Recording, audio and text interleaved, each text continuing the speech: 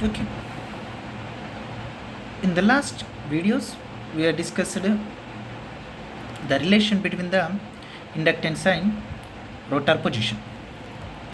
Now, coming to our course topic is drive circuit. Switch reluctance motor drive. Drive means controlling of speed of a machine. Controlling speed of a machine. When a motion or when a movable part is existed, if we are going to be controlling speed of its a movable part, it is called as drive system.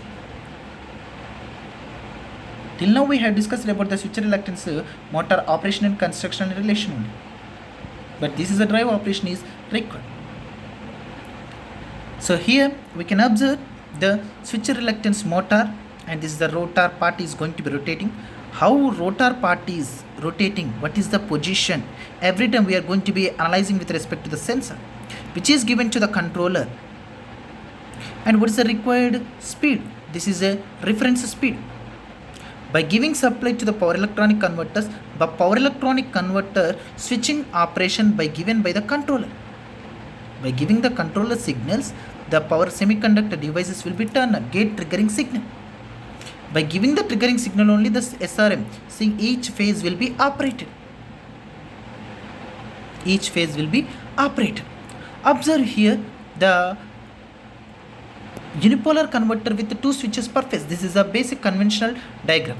It is the rotor part, and the stator part will be represented here. Three stator part will be represented: phase A, phase B, phase C. This is the stator winding. For the stator winding, we are giving this is the type of connection.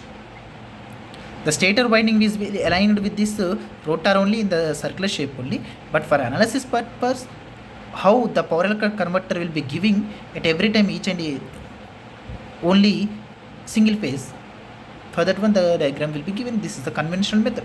Here two switches will be existed every time for a single phase. Observe here. For understanding purpose we are showing here. This is a phase A diagram. That means stator winding of a phase A, and these are the two thyristors, and these are the two diodes. Diodes will act as a freewheeling diode. When inductor want to discharge the stored energy, the diodes will be utilized. By giving the switching action to the thyristors or gate triggering to the T1, T2, what happens? Automatically the current will be starts to flow through this path. It will be starts here, and it will be discharges, and again it will be flow like this through T1, T2. T1, T2 are act as a short circuited paths. The current will be circulated through the phase winding only, not through the diodes. Diodes are act as an open circuit. Once it develops a magnetic field, rotor has to be rotated. In the next stage, we'll give the supply to the phase B, and the next stage phase C. We have already discussed the switching sequency operation for the converters. Switching frequency for the converters. This is the at every time only single phase operated. Depends upon switching operation of the devices. The phase A, phase B, phase C will be shifted their phase operations. According to that, rotor will be changes their rotor position. Here the other type of converters, single switch per phase converters.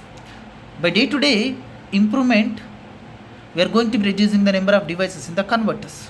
Phase A, phase B, phase C will be there. Here the number of devices T1, T2, T3 only. In the first case we have used total 6 devices, but here only 3 devices will be utilizing. This is called as a R dump circuit. R represents the resistance. Extra resistance will be utilized for the discharging of the current. The stored energy in the inductor will be discharged through the resistance path for in the form of heat. This is the R dump circuit. This is C dump circuit with the 4 phase system. So in the starting we have given 8 by 6 pole switch reluctance motor, 8 stator poles, 4 rotor poles. 8 by 2 means number of phases are 4. If it is operated like this, we can use it is also for the 3 phase systems, but for 4 phases, for 5 phases, how we can change means this is the way we have to change it. This is a C dump circuit. C represents the capacitor. Capacitance will be utilized to reduction of ripples in the supply, to reduce the ripples in the supply. Not only the supply, due to the switching operation, that means it is a continuous switching operation, the noise will be produced in the machine, and also more ripples will be developed in the torque and current. To avoid the torque ripples and current ripples, we are placing the capacitance here. So it is called as capacitor dump circuit. So these are the different type of converter principles are existing. And control strategies are two types of control strategies will be present. One is a current control SRM drive, and the second one is a hysteresis control SRM drive. Here you can observe the block diagram of a current control switch reluctance machines. This is a switch reluctance machine. It is a power electronic converter. It is shown here only for the single switch switching operation, and the rotor position will be given to the controller, and also the phase current will be considered, and it is given to the current detection. And by comparing the supply current and the rotor position, the switching operation will be given to the power electronic conductors, which is a current controlled SRM drive. In the hysteresis controlled SRM drive also similar only, but extra hysteresis controller will be existed. Hysteresis controller will be limits the error value. This is the switch reluctance motor drive operation. Switch reluctance motor drive operation. Yes, finally we have going to be concluding it with the advantages and disadvantages. What are the applications? So advantages of the switch reluctance machines are, due to the absence of rotor winding, the cost of the machine will be very less, and we can design it with easily. And we are not going to be placing any permanent magnets on the rotor. Also. So no way related to the flux will be saturated, or flux magnetic power will be reduction. It does not will be existed. And the current, whatever may be the direction of current, the torque will be developed. It is independent from the direction of current. So no need of bidirectional currents. And we can easily design it. And losses will very less, because rotor winding does not having any. So rotor copper losses will be reduces. So that we can produce more amount of efficiency.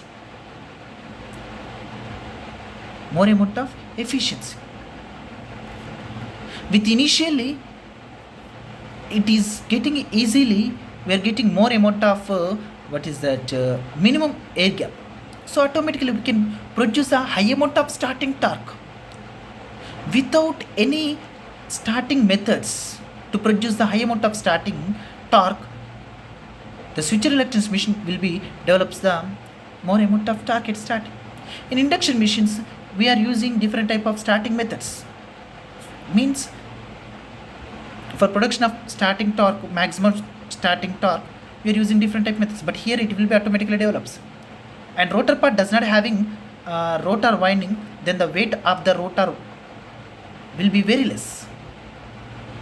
So the inertia required is very less. So major advantages is low rotor inertia and high torque. So we can say simply it is a high torque to inertia ratio. High speed with a variable constant power region is a possibility is there. Coming to the disadvantages is, more noise will be produced and more ripple current will be existed. So ripple currents will be more, means we require as a large type of filters. So the cost will be increases for filters. And if we want to increase the rating of the machine, the required power converter cost will be increases. So this is also a disadvantage. Coming to the application, general purpose industrial drives, we can utilize it. And compressors, fans, pumps, centrifugal pumps, we can utilize it. Domestic purposes, food processing and washing machines, vacuum cleaners. Majorly nowadays, the switch reluctance machine will be Utilizing in electrical vehicles, this is the research trending is going on. In aircraft applications and servo drive applications also, we are utilizing the switch reluctance. Yes, finally, thank you. If any questions, you have to contact or you have to send a mail to my mail ID mahi.nani64@gmail.com. You have to send a mail or any queries to, I will definitely give the reply. Thank you.